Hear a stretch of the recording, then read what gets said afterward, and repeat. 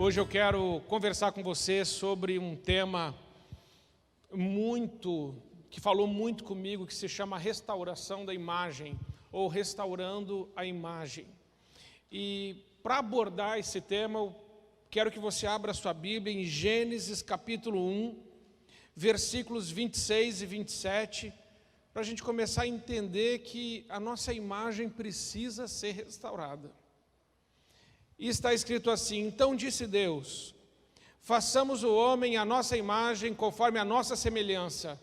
Domine ele sobre os peixes do mar, sobre as aves do céu, sobre os grandes animais da terra e sobre todos os pequenos animais que se movem rente ao chão. Criou Deus o homem à sua imagem, a imagem de Deus o criou, homem e mulher os criou. Amém. Amados irmãos, esse texto fala que Deus nos criou à sua imagem, segundo a sua semelhança. Nós somos criados à imagem de Deus. Mas o que isso significa? O que significa ser imagem de Deus? Quando Jesus, em João capítulo 4, estava conversando com a samaritana naquele poço, ela pergunta para Jesus: Jesus, onde nós devemos adorar? Aqui neste monte, em Gerazim? Ou como os judeus adoram lá em Jerusalém, no templo? E Jesus disse para ela: nem aqui, neste monte, e nem lá em Jerusalém. Deus é espírito, e Deus procura adoradores que o adorem em espírito e em verdade. Quando a gente fala de imagem de Deus, precisamos entender que Jesus nos disse que Deus é espírito. Portanto, a imagem que nós temos de nos olharmos no espelho e enxergarmos a nossa própria imagem, não é desta imagem que a Bíblia está falando, quando Deus nos fez a sua imagem. O que é ser a imagem de Deus? Essa palavra imagem no hebraico, o termo é tselen, e tselen significa caráter, ou é melhor traduzido por caráter. Então, ter a imagem de Deus significa ter o caráter de Deus. E caráter não está associado à aparência física, mas ao comportamento que nós temos. O caráter está diretamente ligado às nossas escolhas, escolhas que determinam o nosso destino. Então, que escolhas temos feito? Isso aponta ou não para o caráter de Deus. O problema é que em Gênesis capítulo 3, o homem pecou. E o pecado, ele separou o homem de Deus. Mas mais do que isso, o pecado deformou, corrompeu e destruiu a imagem de Deus no homem. O homem foi criado à imagem de Deus, mas o pecado conseguiu desconfigurar ou descaracterizar a imagem de Deus no homem. Então, o que rouba de nós a imagem de Deus é o pecado. O pecado tira de nós a imagem dele.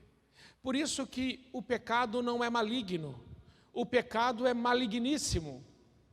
Maligno é o desemprego, maligno é a fome, é a miséria, é o abandono, são as cenas de violência. Maligno é tudo o que está aí, que a gente vê nos noticiários. São coisas malignas, a mentira, a corrupção, tudo isso é maligno. Mas o pecado não é maligno. O pecado é maligníssimo, porque o pecado é a única coisa que pode nos separar de Deus. A Bíblia diz em Isaías 59 que os nossos pecados fazem separação entre nós e o nosso Deus. A Bíblia diz em Romanos 3:23, porque todos pecaram e destituídos estão da glória de Deus. E a Bíblia diz ainda em Romanos 6:23, que o salário do pecado é a morte, mas o dom gratuito de Deus é a vida eterna que está em Cristo Jesus, o nosso Senhor. O pecado, então, rouba a imagem de Deus em nós. E como resolver esse problema? Como ter de novo a imagem de Deus em nós? Bem, é necessário termos a conversa que Nicodemos teve com Jesus. Quando Jesus se encontra com Nicodemos, ele diz assim: Nicodemos, ninguém pode entrar no reino de Deus sem primeiro nascer de novo. Então Nicodemos vai dizer: mas Senhor, como eu vou nascer de novo? Como eu vou entrar de novo no ventre da minha mãe? E Jesus diz: Nicodemos, você é mestre em Israel e não sabe essas coisas? Só nasce de novo quem nasce na água e no Espírito. O novo nascimento é que nos abre as portas para a eternidade. Jesus disse em João 14,6: eu sou o caminho, a verdade e a vida, e ninguém vem ao Pai senão por mim. Mas ele também disse em João 10,10 que o diabo veio para matar, roubar e destruir. Mas Jesus disse: mas eu vim para que todos tenham vida e a tenham em abundância. Então nós sabemos que foi o diabo em Gênesis capítulo 3 que tentou Eva e Adão e eles pecaram. E por eles o pecado entrou no mundo, e por causa do pecado de um só homem, todos pecaram. Mas Jesus Cristo veio, e por causa de Jesus Cristo a salvação veio a todos os homens.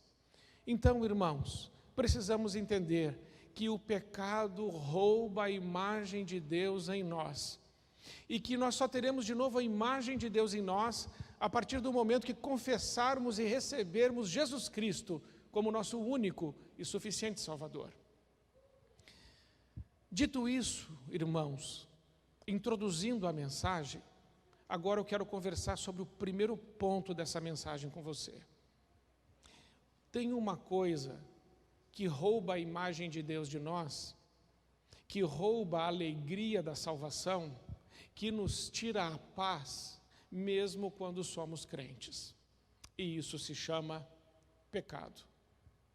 O pecado, ele nos tira a paz, ele nos tira o sono, ele nos tira a alegria, ele nos entristece, ele nos faz mal. E sabe, eu tenho aprendido ao longo desse tempo que o diabo quer que você não confesse. Porque 1 João 1,9 diz assim: se confessarmos os nossos pecados, Deus, Ele é fiel e justo para nos perdoar de todo o pecado e nos purificar de toda injustiça. Mas sabe o que o diabo quer fazer? Ele quer te aprisionar.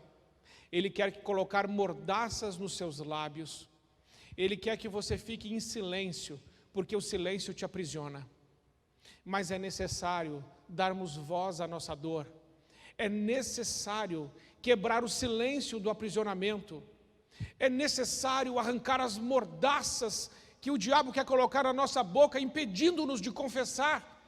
É necessário que a gente vá diante de Deus, o nosso Salvador, e a gente possa dizer: Senhor, pequei, e que somente contra ti pequei. Como diz o salmista no Salmo 51, Davi diz: Senhor, contra ti eu pequei. Amados irmãos e irmãs, todo pecado cometido é cometido contra Deus.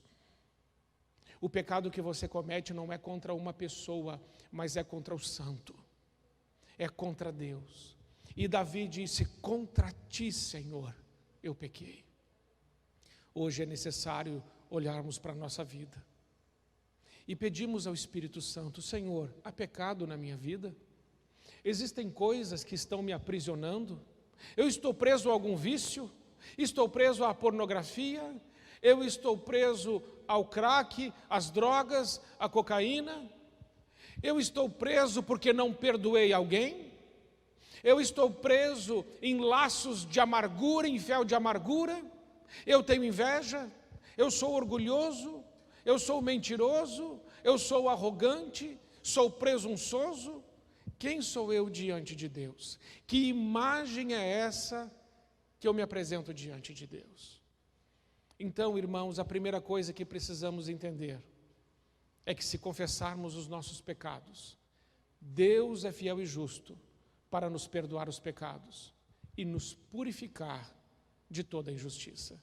Perceba que o texto de 1 João 1,9 diz que pecados são perdoados, mas a injustiça é purificada. O pecado é aquilo que você cometeu contra Deus, mas a injustiça é aquilo que cometeram contra você. Existe alguém que te fez alguma coisa? Existe alguma situação na sua vida que não está bem resolvida? A injustiça tem a ver com abuso, a injustiça tem a ver com cenas de violência, a injustiça tem a ver com o abandono, a injustiça tem a ver quando uma pessoa tira de você o que é teu de forma desonesta, irresponsável, e deixa você numa situação difícil, frágil, e então você sofre aquela injustiça. E como fica o seu coração? Você consegue lembrar das injustiças que você sofreu? Mas consegue lembrar em paz? Ou isso ainda incomoda você? Se confessarmos os nossos pecados, Deus é fiel e justo para nos perdoar os pecados e nos purificar de toda injustiça. A injustiça é como uma lama que jogam na gente. E se nós não nos lavarmos do sangue do Cordeiro, permaneceremos sujos. E essa sujeira nos levará ao pecado. Em segundo lugar, Tiago 5,16 diz assim: confessem vossas culpas uns aos outros, e orem uns pelos outros para que sareis. Tiago 5,16 está dizendo não sobre confissão de pecados e nem purificação, mas está falando sobre cura. Existe uma confissão que ela quebra a aliança com o pecado. Existe uma confissão que ela tira a legalidade de Satanás agir na nossa vida. Existe uma confissão que ela restaura a nossa imagem diante de Deus, porque o sangue de Jesus purifica as nossas consciências de toda obra morta. Mas existe uma outra confissão, que está em Tiago 5,16, que leva a cura. 1 João 1,9 é na vertical, eu e Deus. Eu conversando com Deus, eu pedindo perdão a Deus. O perdão é um ato. Quando eu peço perdão a Deus, Deus me perdoa na mesma hora. É um ato. Mas a cura não é um ato. A cura é um processo. Quando o Tiago diz: confessais vossas culpas uns aos outros e orai uns pelos outros para que sareis, é porque a cura é no relacional. Se você tem alguma dor, alguma ferida, alguma mágoa, alguma perda, alguma tristeza, abandono, desilusão, traição, adultério, palavras de maldição que foram proferidas contra você, e aquilo abriu uma ferida no seu coração, você não está bem por causa disso. Eu preciso dizer a você que a Bíblia nos ensina que você precisa dar voz a essa dor, que você precisa colocar isso diante de alguém, e de preferência com aquela pessoa que te machucou, que te magoou, ou que você fez isso com ela, e você precisa confessar e orar pela pessoa, porque se nós não orarmos pela pessoa, aquele sentimento, ele ainda continua no nosso coração. Como a gente é curado? Como a cura acontece? Enquanto eu estou orando por aquela pessoa que me fez mal, e eu fico orando por ela, e fico orando por ela até a ferida fechar, porque é um processo. A ferida não fecha do dia para a noite.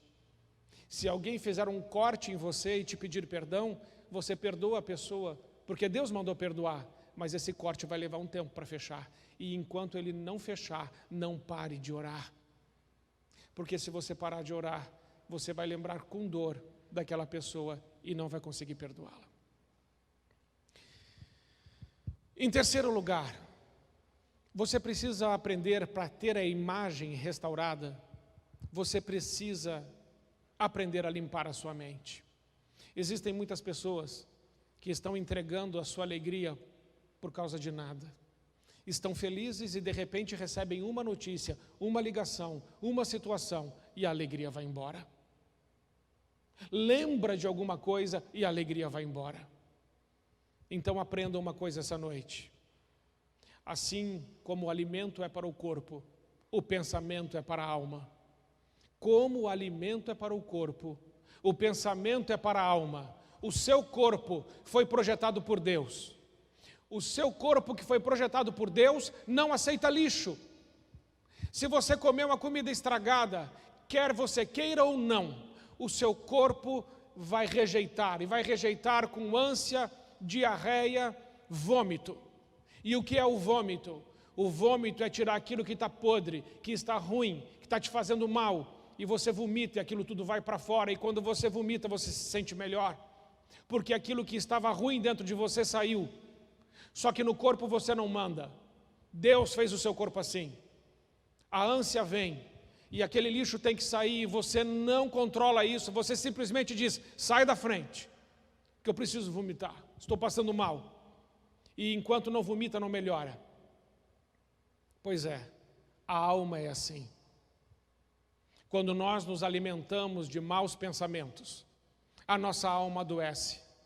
Ficamos frustrados, passivos, deprimidos, tristes, nos acovardamos, nos entristecemos, ficamos amargurados, porque a nossa alma está doente. Mas então, como resolver esse problema? Nós precisamos colocar essas coisas para fora. Por isso a importância da confissão. Por isso que a confissão está nesses dois versículos. 1 João 1,9 e Tiago 5,16 diz, confessai, confessai. Ou seja, tira isso que está aqui dentro, põe isso para fora. Porque sem confissão não há perdão, sem confissão não há cura, sem confissão não há saúde emocional e nem espiritual. E quando você decide mudar o padrão do pensamento, a sua mente se renova. Filipenses 4,8 está escrito, Paulo diz assim, finalmente irmãos, tudo que é bom, tudo que é honesto, tudo que é puro, tudo que é justo, tudo que é digno de louvor, seja isso que ocupe o vosso pensamento, ou nisso pensai. A Bíblia não dá liberdade para a gente pensar no que a gente quiser pensar. A Bíblia diz que a gente deve pensar em tudo que é bom, em tudo que é amável, em tudo que é justo, em tudo que é puro, tudo que tem boa fama, tudo que é digno de louvor, seja isso que ocupe o vosso pensamento. Quantas vezes você é atacado na sua mente por pensamentos que não veio de Deus? Quantas vezes? Jesus mesmo identifica isso. Jesus lá em Mateus capítulo 16, ele vai perguntar para os seus discípulos, para os seus apóstolos, quem as pessoas dizem que eu sou? E eles dizem assim, o Senhor é o Elias, dizem que o Senhor é o Jeremias, que o Senhor é alguns dos profetas. E Jesus diz assim, e vocês? Quem vocês dizem que eu sou? E Pedro disse assim, Senhor, Tu és o Cristo, Tu és o Filho do Deus vivo. E Jesus disse, Pedro, não foi nem carne nem sangue que te revelou isso, foi o meu Pai que está nos céus. Jesus ouviu aquela voz na boca de Pedro, e ele identificou, o que veio da boca de Pedro não é de Pedro, mas é do meu Pai. Em segundo lugar, nós vamos ver alguns versículos depois, que Jesus está falando que vai ter que morrer na cruz, que vai ter que sofrer por nós, e Pedro o repreende e diz assim, Senhor, de forma alguma isso vai te acontecer. E Jesus diz assim, para trás de mim, Satanás, porque você não cogita as coisas de Deus, somente as coisas dos homens. O Jesus identificou a voz do diabo na boca do mesmo Pedro. A voz de Deus e a voz do diabo na boca da mesma pessoa. E mais tarde, Jesus, conversando com Pedro, Pedro diz assim para ele, eu estou pronto, Senhor, para ir com o Senhor para a prisão e para a morte. E Jesus diz, Pedro, hoje você vai me negar 3 vezes, mas eu estou orando por você. Porque Satanás me pediu para te peneirar, mas eu estou intercedendo por você. A primeira voz da boca de Pedro era do Pai. A segunda voz na boca de Pedro era do diabo.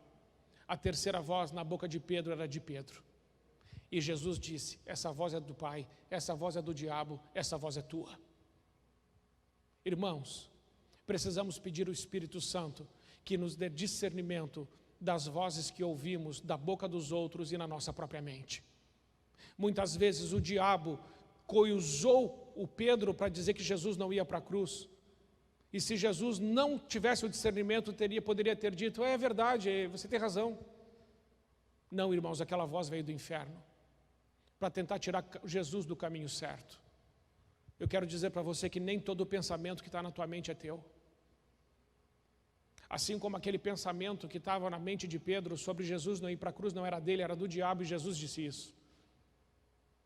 Peça a Deus que dê discernimento sobre o que você anda pensando. Porque aqui no Rio Grande do Sul nós temos o maior número de suicídios do Brasil. E sabe quem que dá a ideia para a pessoa tirar a própria vida? O diabo, porque ele veio para matar. E ele está tendo muito sucesso nesse estado, mas isso vai acabar em nome de Jesus. Por isso eu quero que você vigie na sua mente sobre os pensamentos que estão aí. Porque Deus veio para te dar vida e vida em abundância. Mas voltando para o foco da restauração da imagem, quando você nasce de novo, você recebe uma nova identidade.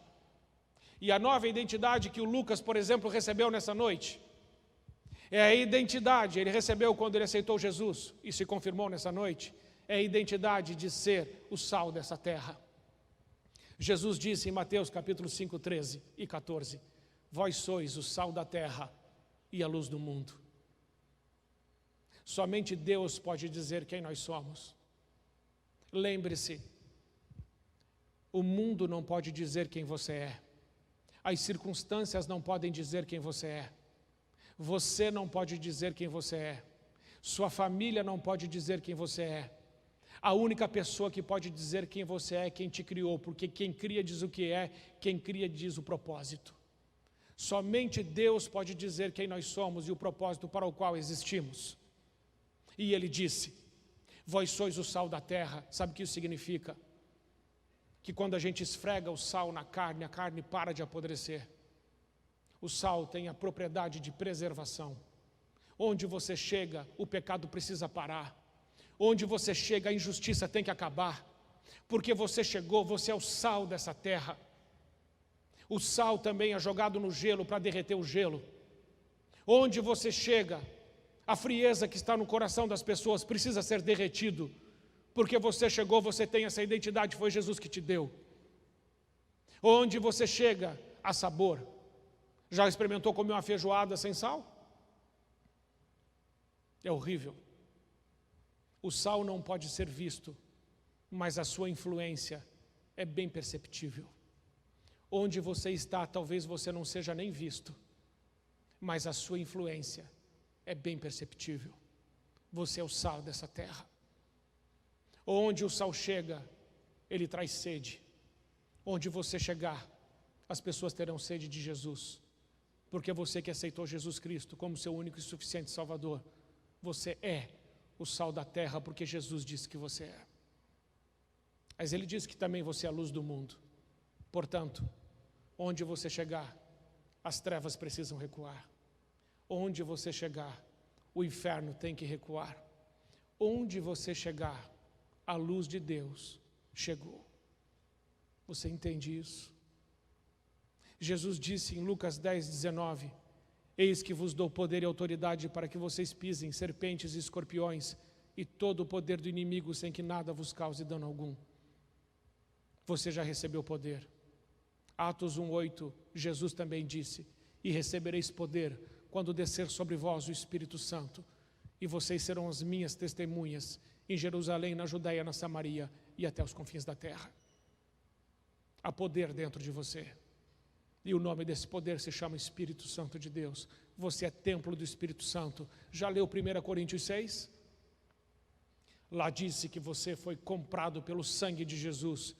Você pertence a Ele, você é templo do Espírito Santo dEle. Aonde você chega, chega o Espírito Santo. Não esqueça quem você é. Não esqueça que você é a imagem de Deus. E onde você chega, o propósito de Deus vai se cumprir em nome de Jesus. Eu quero dizer para você que Deus te salvou por um propósito. Deus não te chamou para você ser um crente 3S, sentado, salvo e satisfeito. Deus te chamou para você avançar, porque Ele disse, as portas do inferno não prevalecerão contra o avanço da igreja. A igreja foi chamada a avançar. Eu quero desafiar você a avançar. Eu quero desafiar você que é homem a estar aqui, terça-feira que nós vamos começar o Ministério de Homens. Quando uma criança vem para a igreja, 2% da família vem. Quando uma mulher vem para a igreja, 17% da família vem. Mas quando um homem vem para a igreja, 93% da família vem. Porque o homem é o esteio da casa, é a coluna da casa, é o sacerdote do lar. Quando o homem toma a decisão, a família o acompanha. Portanto, homens, que Deus nos ajude a sermos homens de Deus na nossa casa e vemos a nossa família ser cheia do Espírito Santo e ver a nossa família prosperar em todo o plano e obra do Senhor. Amém? Mas talvez existam coisas na sua vida que te impedem de viver tudo isso que eu preguei. E hoje é dia de você se livrar disso. Quando Jesus veio na terra, Ele disse: eu não vim para os sãos, eu vim para os doentes. Porque os sãos não precisam de médico, mas os doentes precisam. Todos os que foram até Jesus foram curados, foram perdoados e foram salvos. Não sei o que você vive, não conheço a tua história, mas sei quem é Jesus e sei o que Ele pode fazer. E sei o que Ele fez na minha vida. Permita que Ele faça também na sua, em nome de Jesus. Eu quero orar por você. E eu quero orar por você para que você tenha a sua imagem totalmente restaurada, o seu coração totalmente sarado, suas feridas totalmente limpas. E que você possa sair hoje daqui deste lugar, lavado pelo sangue de Jesus, tendo a sua consciência purificada. E antes de eu fazer o apelo, deixa eu te dizer uma coisa. Não existe colchão mais confortável e melhor do que uma consciência limpa.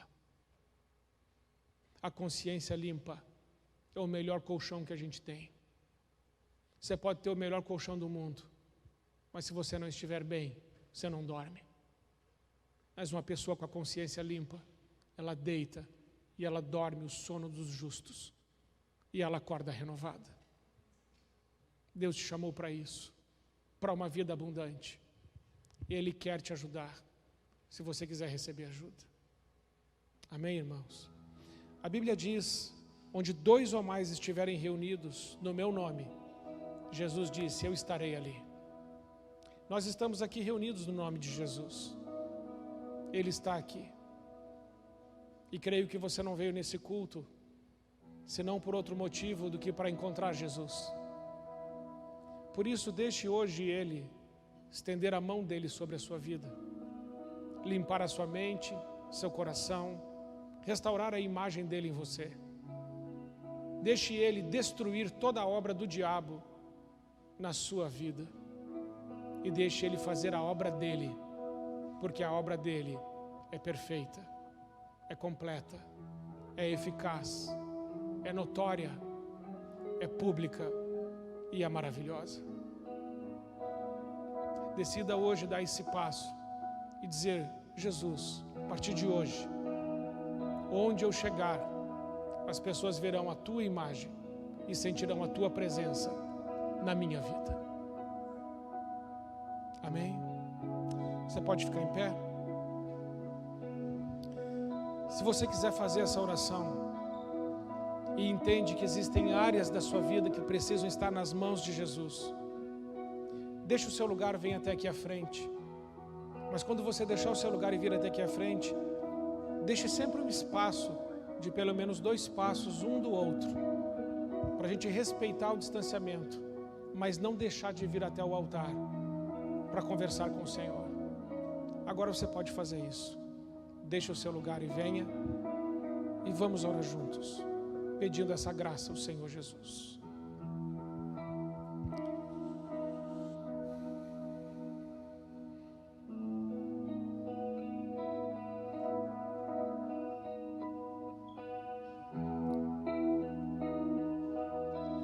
Pergunte para Jesus se existe alguma coisa na sua vida que Ele precisa fazer. Pergunte para Ele, e se Ele disser que sim, saia do seu lugar e venha e coloque isso diante dEle. Pai querido, nós nos colocamos aqui na Tua presença e nós queremos Te agradecer nessa noite, porque o Senhor restaurou a Sua imagem em nós através do Seu sacrifício vicário naquela cruz. Pai, muito obrigado por tudo que o Senhor é e fez por nós. Queremos agradecer, Senhor, porque muitas vezes temos tantas lutas, e não sabemos o que fazer. Mas louvamos o Teu nome, porque o Teu Espírito Santo nos dirige. Ele nos guia na verdade, e Ele nos mostra o caminho. Senhor, obrigado, porque nessa noite nós decidimos confessar os nossos pecados e pedir, Senhor, purifica-nos da nossa injustiça, da injustiça que foi feita contra nós. Lava-nos com Teu sangue e leva-nos a viver uma vida gloriosa, vitoriosa, cheia da Tua presença e do Teu Espírito. Pai, muito obrigado, Senhor, por tudo que o Senhor é e por tudo que o Senhor tem feito por nós. Em nome de Jesus.